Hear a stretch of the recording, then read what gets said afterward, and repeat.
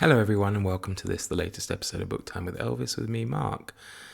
So I've started another new program today, which will be my week on BookTube, and I thought I would just mention some of the highlights that I came across while watching BookTube this week, and of course I'll link everything down below so you can check it out. I'm going to try and be as quick as I can because I had to turn off the fan whilst making the video, and it is already pretty hot. It's just gone 9:30 in the morning and it's already 25 degrees, so I think it is going to be a hot day.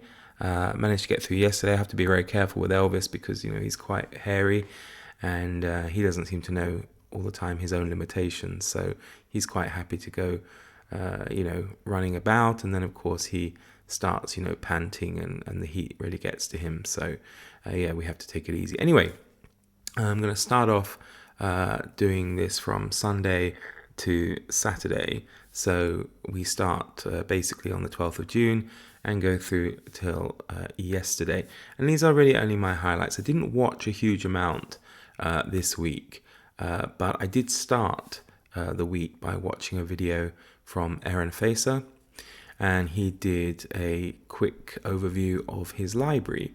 It's quite a short video, but it stuck in my mind for one thing only. He had a folio edition copy of The Monk by Matthew Lewis, which is a book that we read last month in the Gothic Horror Book Club. And I was just really curious to see what that book would be like, how the edition is, what kind of illustrations it's got, if any. And, Aaron kindly replied to my comment that he would endeavor to show it off at some point. So that would be really cool.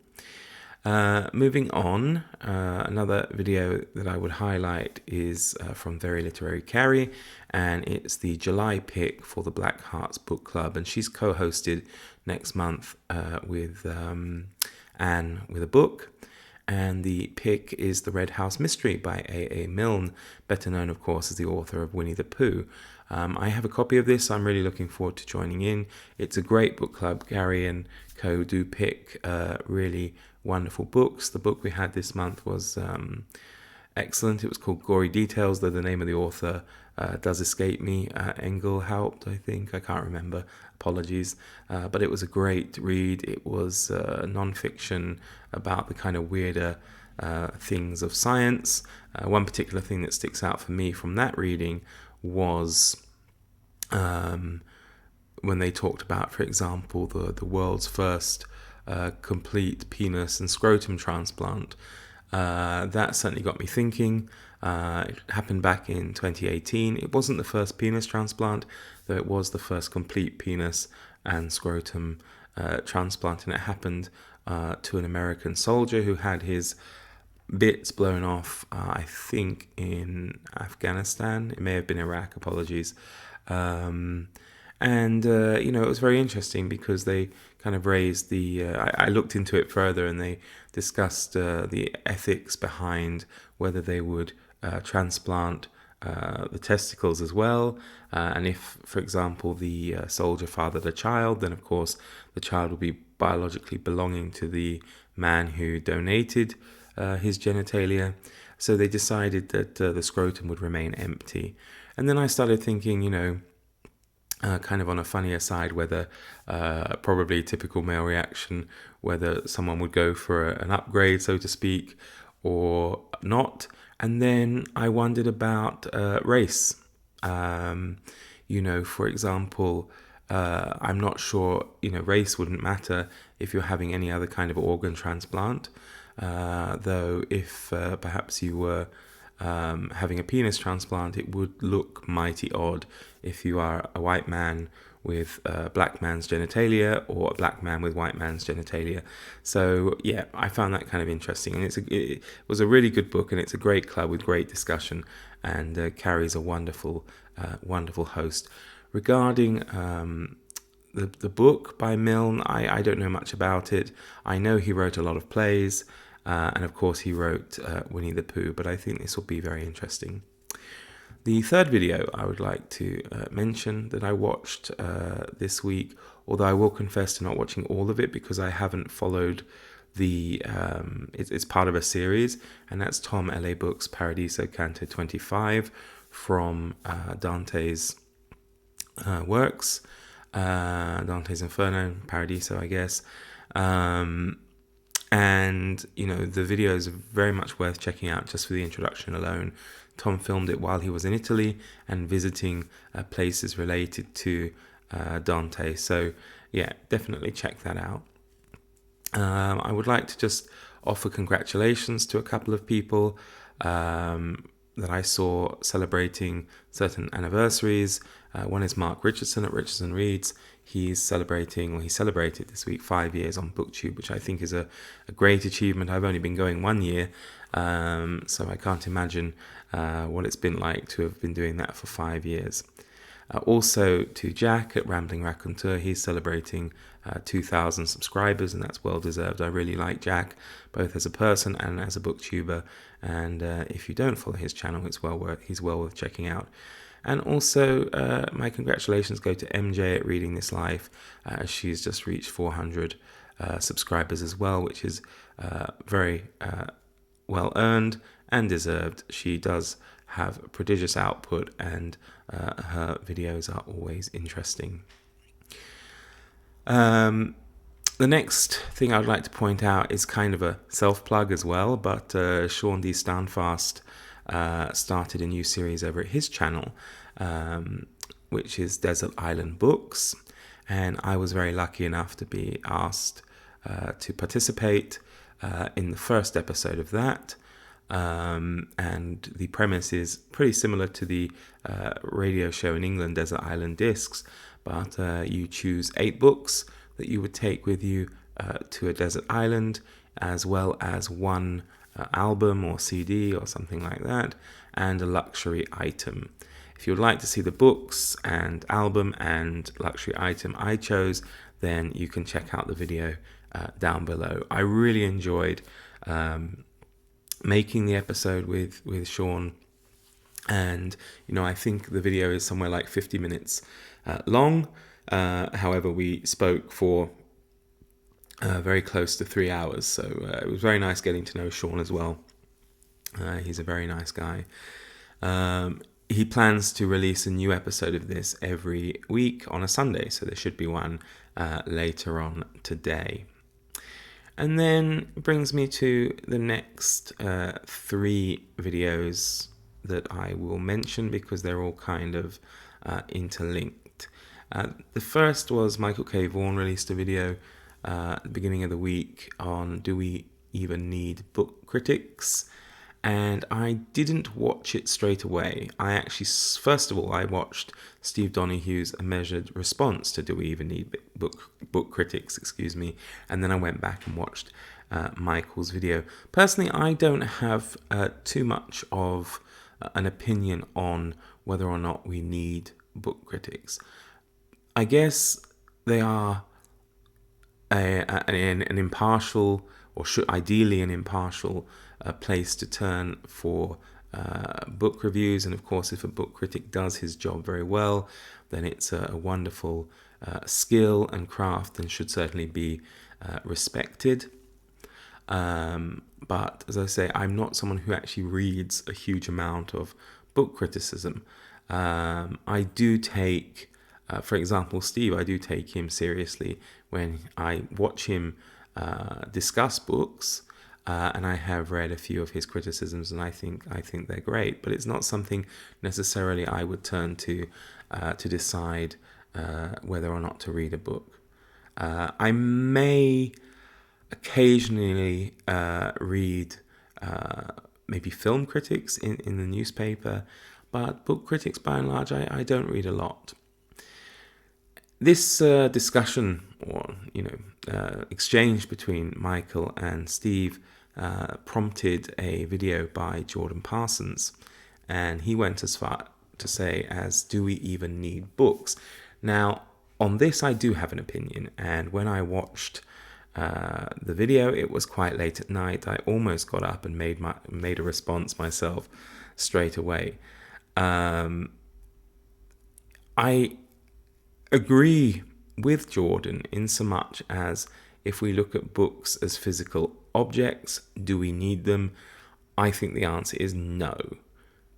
And let me just say, don't, before you jump in, what I mean is the physical books. In this day and age, we don't really need them. Everybody can, in theory, buy a Kindle or get some kind of device, their phone, and read, pretty much any book that's ever been published.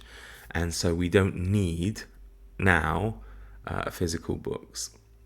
But if he means books as even ebooks, I know he talked about them being a luxury and for entertainment purposes, and therefore we don't need them. In this respect, I have to strongly disagree, because I think we do need them. We need them as much as we need food, because to me, books in whatever form are vehicles for the conveyance of information. Now, we need that. Our brain needs that. Our brain needs that to develop. Our societies need that to develop. Our civilizations need that to develop. So I think we definitely need books. We need books to develop ourselves personally. Well-read people tend to be better at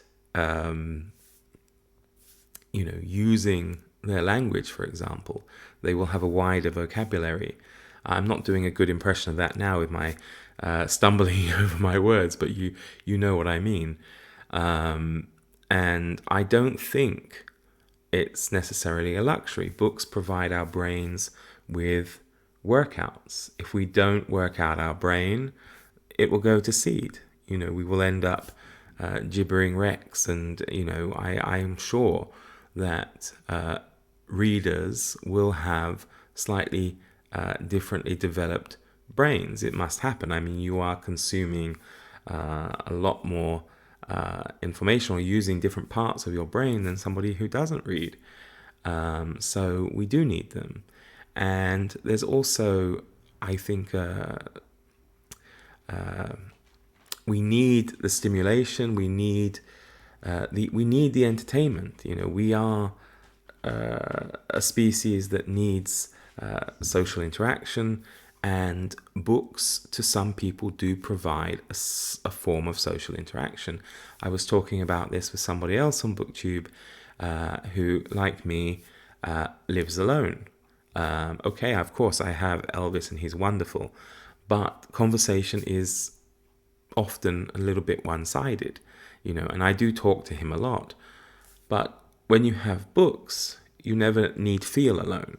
So I think from a psychological point of view, from a mental health point of view, books do serve a purpose to people. You can't get out, for example, then books can take you on innumerable journeys to real or imagined places, and that's very important. So I think they are essential. Not necessarily in the form that we know as books, because as I said, if you can read it on your phone or your iPad or ebook, Kindle, something like that, you may prefer reading paperback or hardback books, but you don't need to when there's other forms available. I confess I own a lot of wonderful copies of books, but I don't read them. I may look at them from time to time. I'll generally read the book on the Kindle. So if I have a copy of, say, Penguin cloth-bound classic of the Count of Monte Cristo, I'm probably not going to read it, because one, the book as an aesthetic item will be damaged by my reading it, which sounds silly. So, I want a library, but it's for an aesthetic purpose, or for the joy of maybe picking up a book that isn't perhaps available, or some books don't lend themselves necessarily to the ebook format, especially kind of big compendiums, atlases, that kind of thing, encyclopedias, whatever. So I think we need books in some form or another. Now, whether that is a physical printed book, yes, we don't necessarily need that, but we need books. So, check out Jordan's video. It's a very nice and interesting video, and I admire him for, saying such a controversial thing, perhaps. But I have to disagree. I really do. And I'm sure I'm not alone. I'm not the best person necessarily at putting across arguments. I have it in my mind always in a really, what I think, well-crafted and intelligent response. And as soon as that transfers to my mouth, I usually cock it up. So I hope I've put my point across clearly to you all. And the last thing I'd like to mention, which again is a bit of a self-plug, is I did make a video this week, and it was Short Story Saturday, where and it's going to be a series, so I'm going to do it every Saturday. I'm going to introduce an author and a short story, and I will read that. Everything will come from the public domain, so you'll be able to download it easily and read along if you haven't got a physical copy. I hope that somehow we can, maybe get discussions about it going either in the comments or on Discord, something like that. But I'm also open to suggestions if you have any particular short stories you would like me to look at and read on a Saturday. So I think that's it from me. I did watch other videos, and certainly, if I liked them and commented on them, I did think they were great. But these are the ones that I particularly wanted to mention this week. And I'll be back, of course, next week with a rundown of my highlights from... I'll be back later this week with my rundown of highlights from this week. So there we go. A little bit of a ramble, but I hope you enjoyed the video, and I do hope as well you enjoy the rest of your weekend. And as always, from Elvis and I, we wish you all the best. Do take care, everybody. Bye bye.